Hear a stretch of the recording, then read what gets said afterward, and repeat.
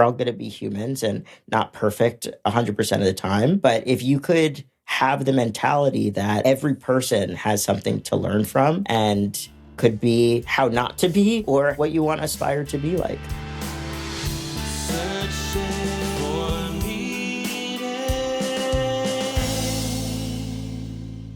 Welcome to Search for Meaning. I'm Yoshi Zweiback. Thanks for joining me. My guest today is Brandon Farbstein. I think you're really going to enjoy the conversation. Brandon is a speaker, an author, and an advocate whose story has touched audiences around the world. Brandon was born with a very rare form of dwarfism, and he tells us about what it was like to grow up facing intense bullying and exclusion during his childhood years. And then this sort of epiphany, this moment where he came to realize in some ways what his purpose was, why he was here. And that changed his life in very, very profound ways. It's an amazing conversation. Brandon is an inspiring and just wonderful person. I think you're really, really going to enjoy it. Stay tuned and be inspired. Brandon, thank you so much for making time for me. I've been wanting to have this conversation ever since we first met and started to get to know each other. And I'm grateful to you for your time. Listeners might know your name and might know your story very well, because you are a public figure on social media. You've published a book. We'll talk about that as well. But for folks who might not know you, love to just begin by hearing a little bit about your upbringing and a little bit of your story. And we can get deeper into some of the things that you really advocate for and lead us in, particularly around inclusion. But I'd love to hear a little about your upbringing and your Jewish life as a kid growing up into adulthood. So start anywhere you want. Well, thank you so much for having me, Rabbi Yoshi. I'm so glad we could finally make this happen. I know it's been a long time coming for sure. I was born and raised in Richmond, Virginia. And what you may not be able to tell, certainly listening to the podcast or if you're watching the video, I was born with an extremely rare form of dwarfism. It's called metatropic dysplasia. And it's so rare, in fact, there are only 84 cases reported ever. So not just people that are alive right now, but literally in medical history. To be one of 84 people, as you can imagine, comes with a life of uncertainty. And it also means, in practical terms, that I stand under 4 feet tall. I think the exact final height is 3'10", very solid 3'10", if you ask me. And I really spent the first, I would say, majority of my life loathing my difference, because all I saw was the negative that came with that. And I didn't realize that it actually was a gift and an opportunity.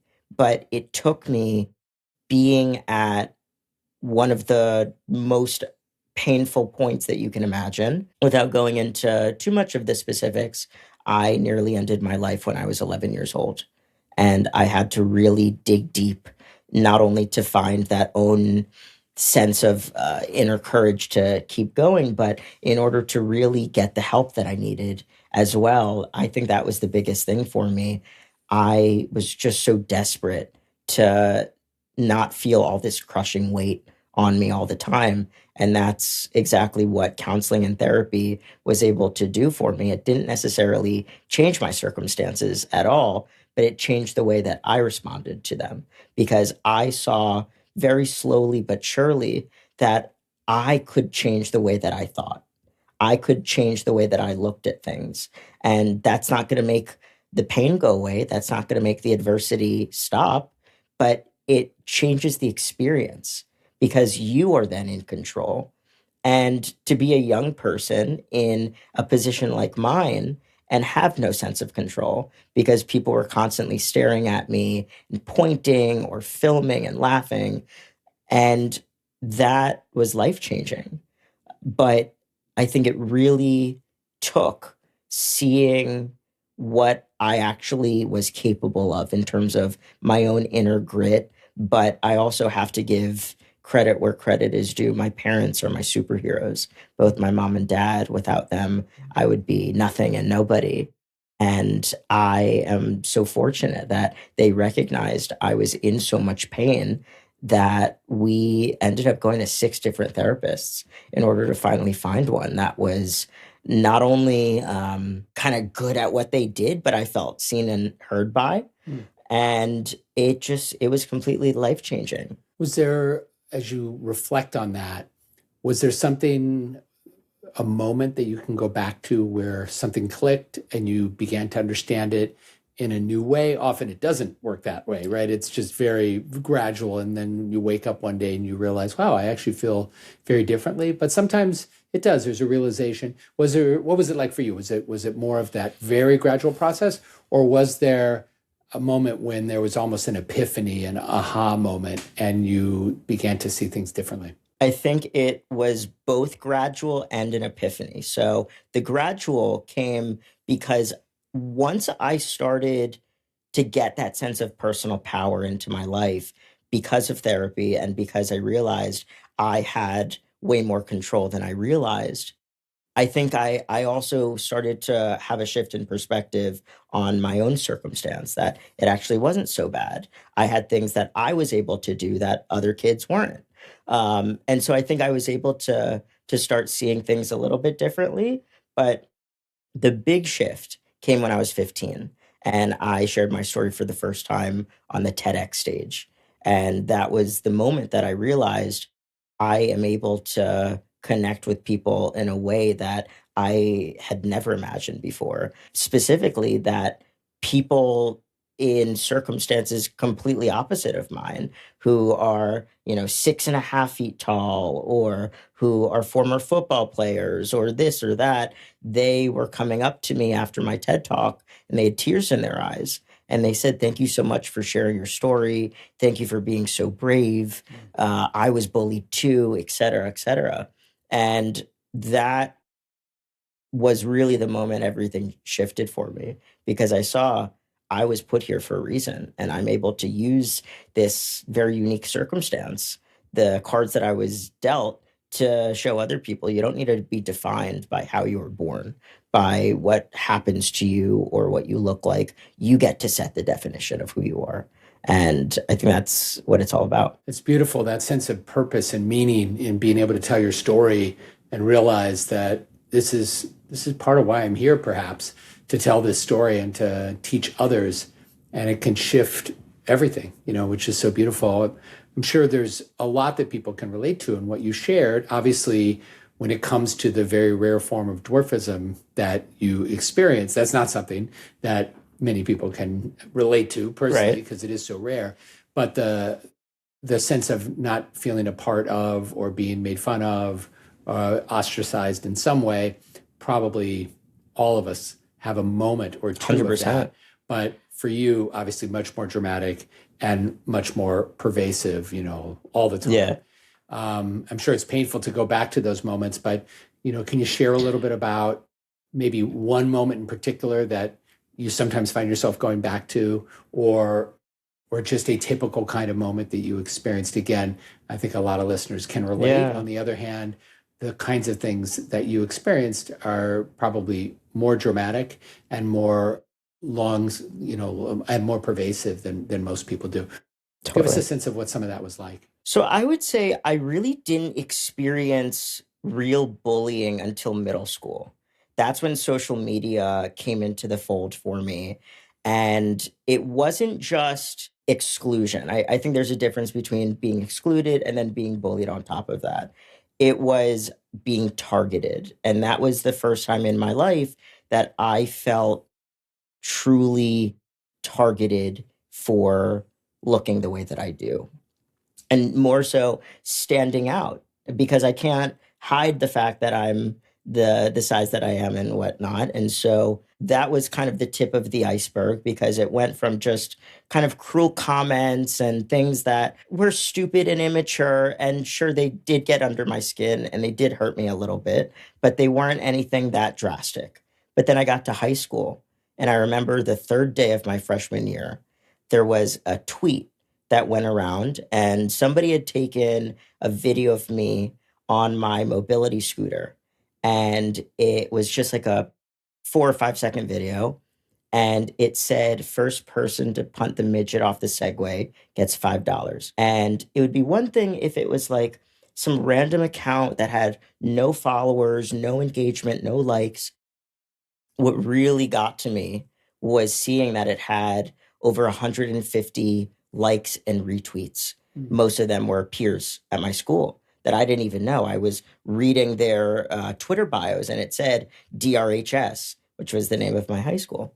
And I immediately went to the administration, not as a sense of like, oh, I have no tolerance, or I have no thick skin to be able to handle this. More so, I didn't want to set a precedent, because I knew if this was the first week of my freshman year, the next 4 years were going to be hell.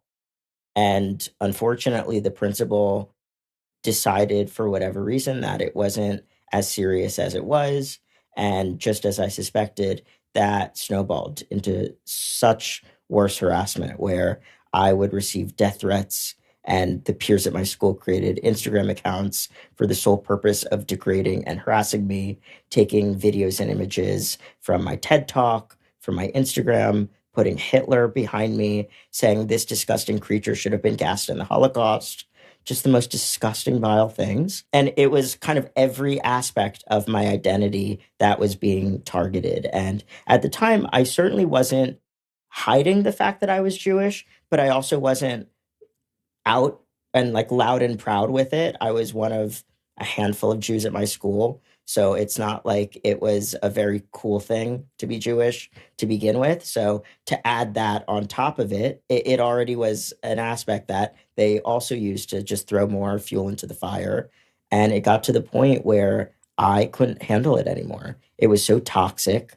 The fear was prevailing in every aspect of my life, quite frankly, because I didn't know who the kids were that were sending me these horrible messages saying, if you don't kill yourself, I'm going to shank you on Thursday in school. I knew I couldn't stay there. And from that point, I started online school. It was halfway through my junior year, and I didn't look back. Wow, to hear some of that is just vicariously painful. You can imagine nasty, awful things that people might say because we've all had someone say something that was mean and nasty about us. But on that level, that pervasive and that consistent, Yeah.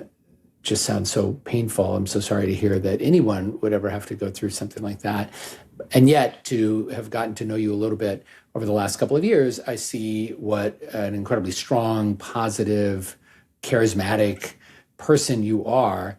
And so I guess one question that I would have is like, how did you find the strength and the resilience to say, I'm not going to be defined by the things that people are saying about me? You already touched on a little bit with that sense of purpose that you found in delivering the TED Talk. But some of the things you just described were after you'd given that TED Talk. And so instead of being, our hero, Brandon, in our school, who's out there doing something brave and actually really cool, getting attention for that in a way that hopefully people could get behind and support you.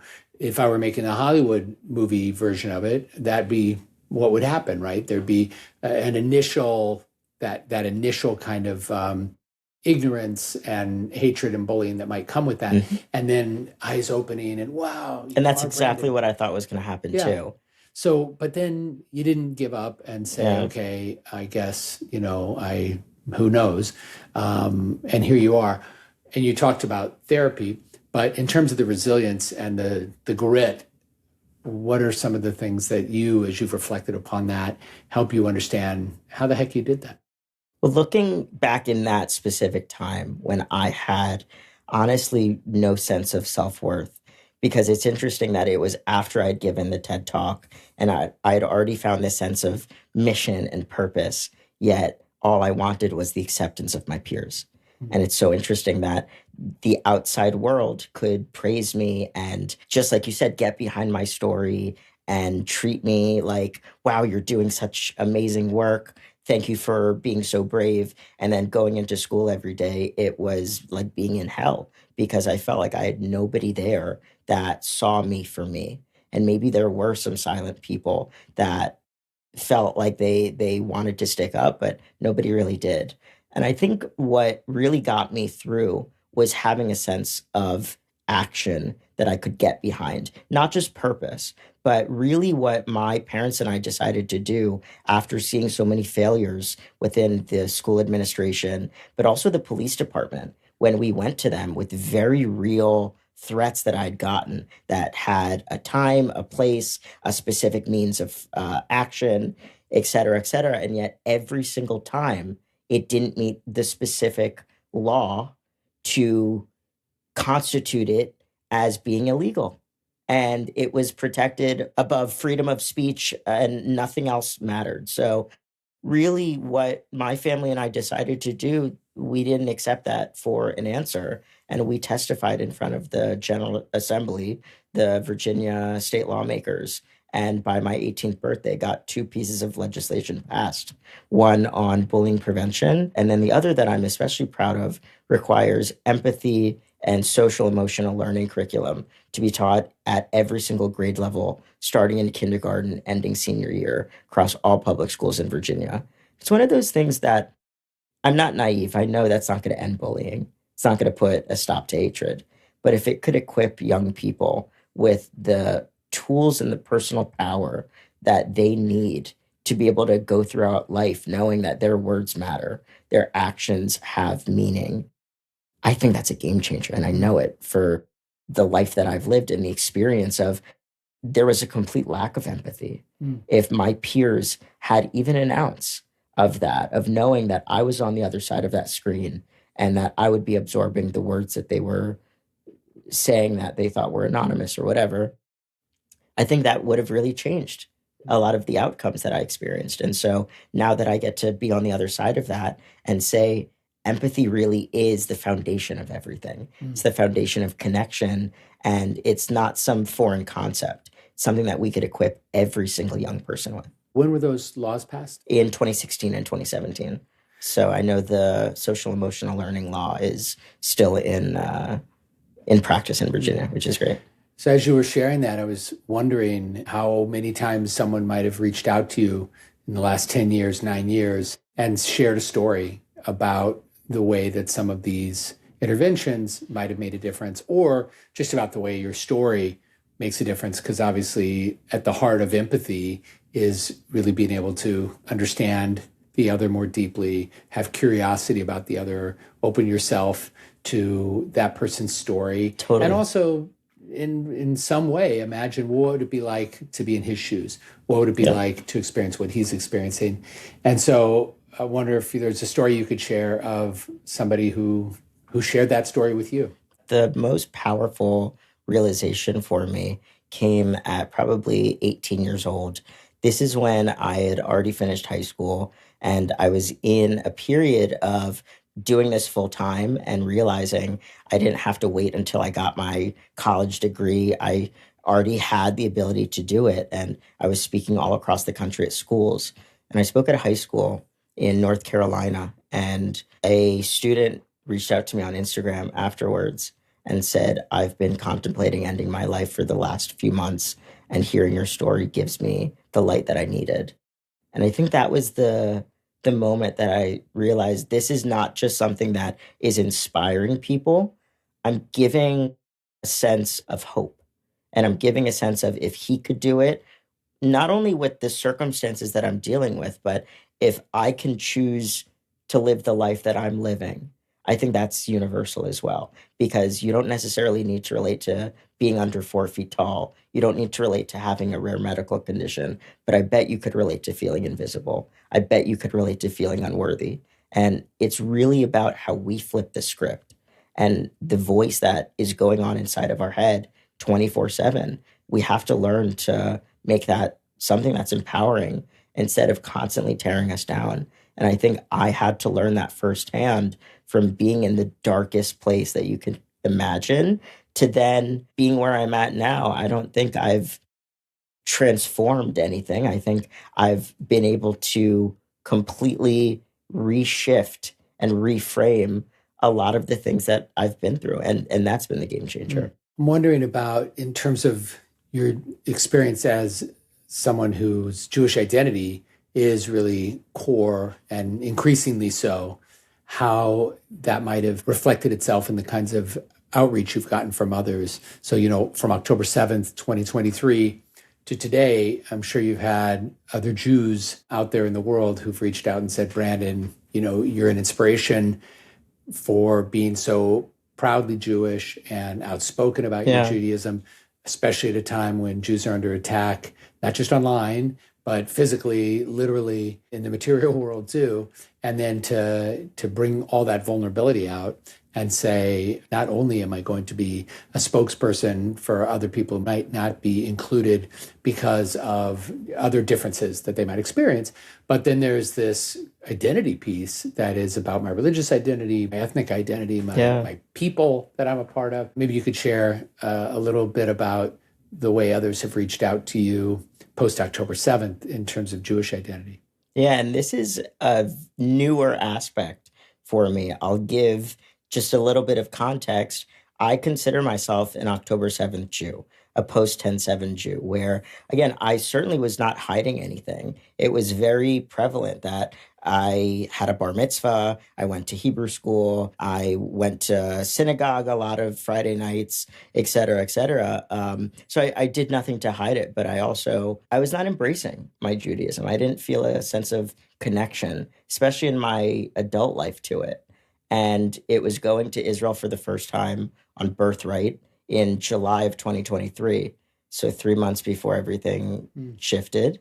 And that really gave me a huge sense of the foundation and I think the backbone to say, I've actually been there. It's not a genocidal apartheid, all the crazy things that people wanted to say and still do say, unfortunately. And really, that has changed so much of my life. That sense of identity, I didn't realize what I was missing. And I think a lot of what I was still holding on to is that childhood sense of, oh, I just want to not add another layer. I don't want to add another aspect of a target on my back. But I'm in the position of I'm going to be targeted either way. And I might as well embrace it. I might as well do something with it. And that's really what I've been focused on. So now that I get to be a beacon of light for Jews all over the world, whatever aspect of my story they could relate to, I am just really glad that I get to help equip people that their voice matters too. And no matter who they are or how they come to the table, there's something to contribute. And I think that's more prevalent now more than ever to be able to see that we're all needed in this world, and especially for the people around us. One thought about the empathy conversation that we had a little bit earlier was a beautiful interpretation of a text that's at the very heart of the Torah, right in the middle of the book of Leviticus, one of the best known passages in the entire Hebrew Bible, Ve'ahavta l'reacha kamocha, ani Adonai, you shall love your neighbor as yourself, I am God. And one of the commentators suggests that the true way that we can love another person is to understand what we have in common. Kamocha, when you understand that your neighbor is like you in certain fundamental ways that are connected to what it means to be part of God's creation, what it means to be a human being, some of those fundamental human needs, fundamental human desires, and certainly in some ways the highest aspiration to live a life of purpose and to do something meaningful with our lives. Then when we understand that other people in some ways are the exact same in that regard, then wow, we can really experience empathy in a powerful way and also look beyond differences of height and skin color and ethnic background and really get at the core of what it is. It's crazy to realize that we're actually more alike than we are different. And not even from a cliche trying to sound all inspirational standpoint. We genuinely are. And it doesn't matter that we have completely different experiences, completely different lives that we've lived as human beings. If you look at the core needs, the core wants, what we all kind of aspire to do, of course it's different. Of course it's going to have slightly different angles and colors and all these things. But I just think that's so powerful. And that changes the way that you go about in the world too, because you're curious and you're open. We're all going to be humans and not perfect 100% of the time. But if you could have the mentality that every person has something to learn from and could be how not to be or how what you want to aspire to be like. But I just think that's so impactful. And as you were saying that, I was thinking of another text that I think it's from Pirkei Avot in the Mishnah that says that you should never belittle another person because essentially every person has his or her hour where their reason for existing will come into focus and we'll realize like, oh, we really needed Brandon. And all those times that we didn't see him, we put him down, we belittled him, we were unaware that he's incredibly important, in the grandest sense, of course, but also in this more granular sense, we needed him for this one thing. Right. Had we been a little bit more aware of that, we could have treated him with more respect and kavod all along the way. But that every person, you approach every person, even someone who's hateful, even someone who's ugly in their inner sense. That's the hardest part. Yeah, I want to find like there must be a reason this person's in the world. They must have some good thing to do. The thing I like about that too is that even if we're wrong, like let's say we misjudged and this person actually has no redeeming qualities whatsoever, I would rather live my life imagining that they did because I think it ennobles us. And then if we were proven wrong, we could say, okay, I gave that person the benefit of the doubt. Right. And maybe it caused some pain to me. And, God forbid it was something that was some type of fatal mistake. But in most cases, it won't be a fatal mistake in that sense. It's going to just be something that hurts a bit. I wanted to ask about inclusion in the Jewish world. So as someone who grew up Jewishly, celebrated becoming bar mitzvah, later a birthright trip, and then post-October 7th, 2023, something is sparked in you that's very, very powerful, and you devote energy into that particular part of your identity. What are some things that have delighted you about inclusion in the Jewish world and Jewish spaces, whether it's synagogues or other spaces? And what are some things where you feel like, ooh, we still have a long way to go? And of course, it can include things like with just accessibility. How do I get in and out of spaces, and how could we be more sensitive and do a better job of that? And then it's also about being seen. When you come to a service, when you show up at a place, do people see you as a human being and a full member of a community, or do they think of you as someone who has a disability, someone who we might not see at all? So love to hear about some of the things that have been positive and uplifting, and maybe some areas that you think we can grow as a community. My experience with inclusion in the Jewish community specifically really, I would say, starts with my childhood. One of the earliest memories that I have is being in Chabad preschool. And I was 4 years old when I had my first major set of leg surgeries, where they basically had to break the bones in both of my legs in order to put metal hardware in it to straighten them. And I remember being so bummed to miss preschool. But when I was welcomed back, I was treated like I got such a hero's welcome. And I was treated like there was nothing wrong with me. And I don't know, I remember that was a big moment to realize, I'm really glad to be a part of a community that can support me and have my back. And I realized that that's what the Jewish community was. But it was really disconnected for me as I became older and older. I did BBYO. I really enjoyed that. But then in my my young adult years, I had no sense of connection to the Jewish community. And the more that I started getting involved in things, I saw that there was still such a gap, even now, and with things that need to be addressed when it comes to disability and accessibility. And me even being in a space or being there sends a message sometimes, because people aren't necessarily expecting to see or hear from somebody, quote, like me.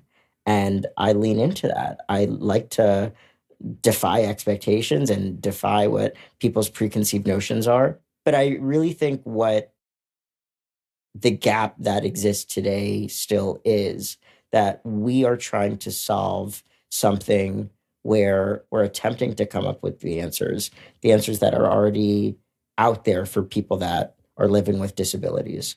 And we need to do a better job as a whole, as the just Jewish people, at making sure that anyone who might have diverse needs is not an afterthought. We're great at responding. We're great at being reactive. We're not so great at being proactive. And I think it's sometimes as easy as bringing somebody into the fold to say, what can I do to make this accessible for you? What can I do to make this more approachable for you?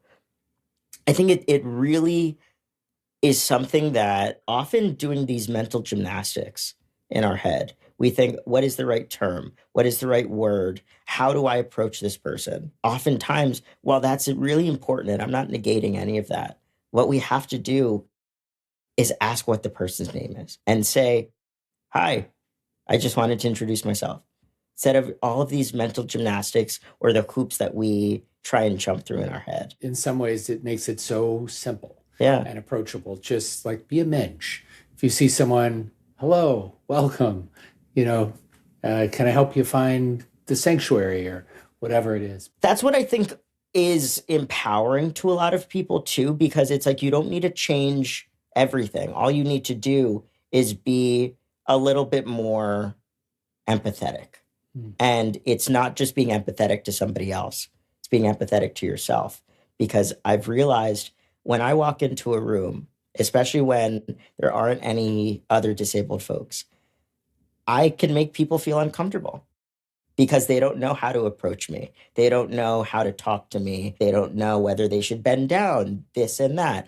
Again, things that are legitimate concerns, and I can absolutely understand why somebody wants to be respectful and they want to approach it in the right way.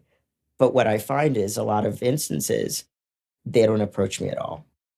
And I find that so unfortunate because I just happen to be a little closer to the ground.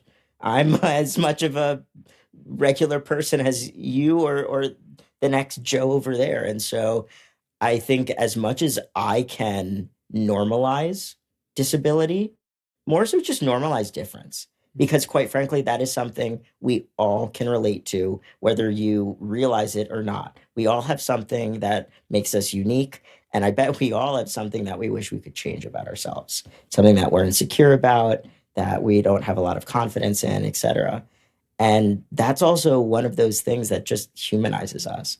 And I think it's very humbling to realize that we're also one moment away from becoming disabled, from getting into an accident, from having something happen to us, becoming ill and having that change the course of our life. And so to deny something that is a part of humanity, specifically disability, I think is so sad, but it's more so it's doing a disservice to the people, of course, but it's also a disservice to yourself because you're denying something that is right in front of you. It's so powerful and, again, in some ways so simple, and yet obviously not so easy, because otherwise we'd all do a much better job of that. I'm wondering what you've experienced in, since that TED Talk to today, inspiring many people and, many thousands upon thousands of people, because those things can be seen across the world. Obviously, it's given you a sense of meaning and purpose. And when you talked about what kind of clicked in you that helped you move from a place of real darkness to a place of light, but sometimes it can be a burden and feel like a responsibility. Does it ever feel that way to you? That sense of like, I'm not just Brandon, this person who is a person like everybody else is a person, but I'm also an inspiration. I am a symbol, and especially because the type of dwarfism that you experience is so rare,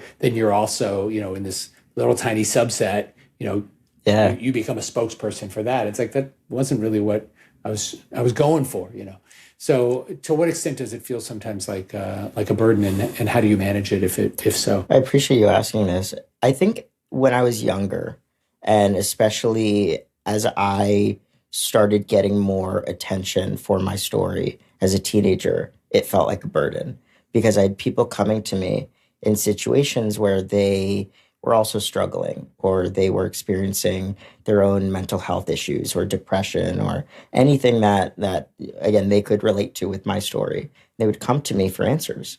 And I felt like I had that responsibility, that I had to be that person for every single person that came to me.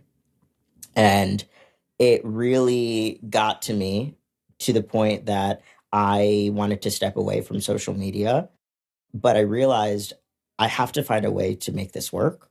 I have to find a way to not carry that burden, because this is what I'm meant to be doing. This is why God put me here, and I need to be able to sustainably fulfill this mission. And so I think now it's not really a burden as much as it is I want so desperately sometimes to just be Brandon, and to not be somebody that is the inspiration, like you said, the expert, et cetera, et cetera. I want to be able to go to Trader Joe's and reach into the frozen section to get my gnocchi and not have somebody approach me saying, it's so inspiring that you get to go out on your own. And listen, of course, I think most people mean well, and they want to share kindness, but that doesn't always come across in the proper ways. And so I'm at a point where I'm certainly so insanely grateful to be me and to be in the position that I'm in. But I would be lying if I said I didn't have moments that I just wish I could kind of press pause in terms of being in this body. And I wish I could experience life where I wasn't the center of it all. But I think those moments are so rare that I realize the gift of what this allows me to do and the impact that I've been able to have with it, that overshadows it all.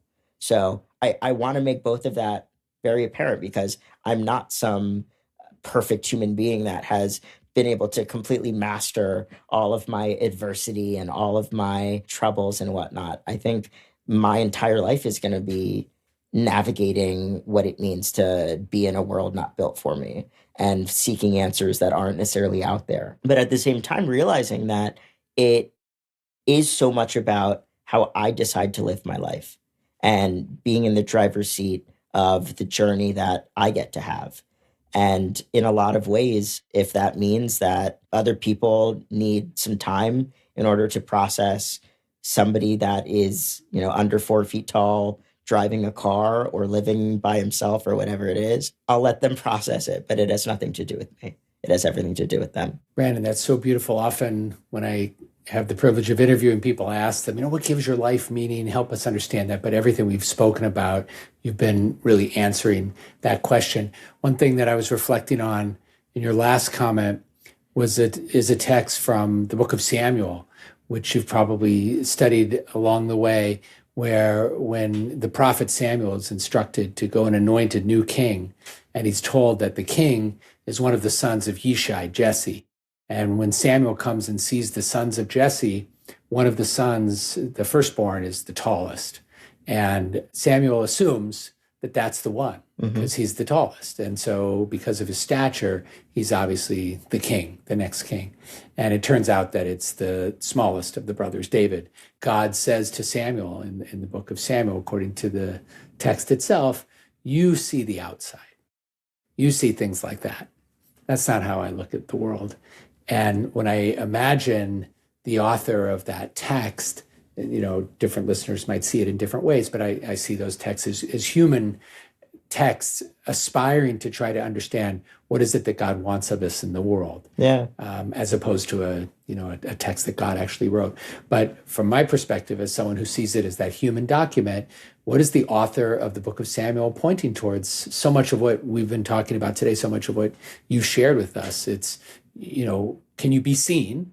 And we want people to be seen, and to be seen for their essential selves, who they really are, as opposed to the shell of who we are, which is, the shape we're in, the body, the skin color, all those other kinds of things. But also it's career, it's achievement, it's all these other things that we often hide behind as well. Right. That when all is said and done, that's not who we are. Right. And that's not what really matters in life. Right. And I guess to echo, part of our conversation about what it means to sort of be burdened with and also privileged with that kind of leadership role of being a symbol and a role model and an inspiration and all those other kinds of things. That's also not who you are and your essential self, right? That you pointed to that and said, I just want to be Brandon. So there's a Brandonness to you that transcends all of those other things. Thank you for your time. Any comments that you want to leave us with, or any other experiences you want to share before we close? I would love to stay connected, and I get to do probably the coolest job that I could envision, which is traveling the world and sharing my story with audiences from students to thousands of adults at a time and everywhere in between. So would love to stay connected. And if there's ever any value that I could add to your listeners, I would certainly be glad to do so. I'm on Instagram the most. It's at Farbstein, Farbstein, my last name. I'm also on Facebook at Brandon Farbstein and LinkedIn under my name. And then my website is brandonfarbstein.com.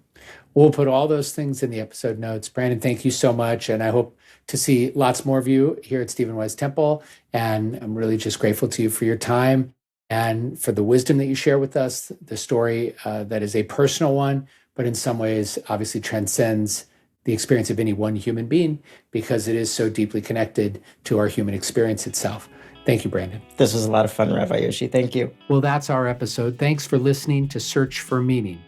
If you enjoyed today's conversation, please like, subscribe, and leave a review. It really helps others discover the podcast. And consider sharing Search for Meaning with a friend. They might appreciate the insights and inspiration found here. Special thanks to Josh Sterling, our editor, Amy Shelby, our producer, Raz Husseini, our production coordinator, and Mara Friedman, our social media manager. Our theme song was composed by David Cates and myself and features a vocal by cantor Josh Goldberg. Stay healthy, stay hopeful, and stay tuned.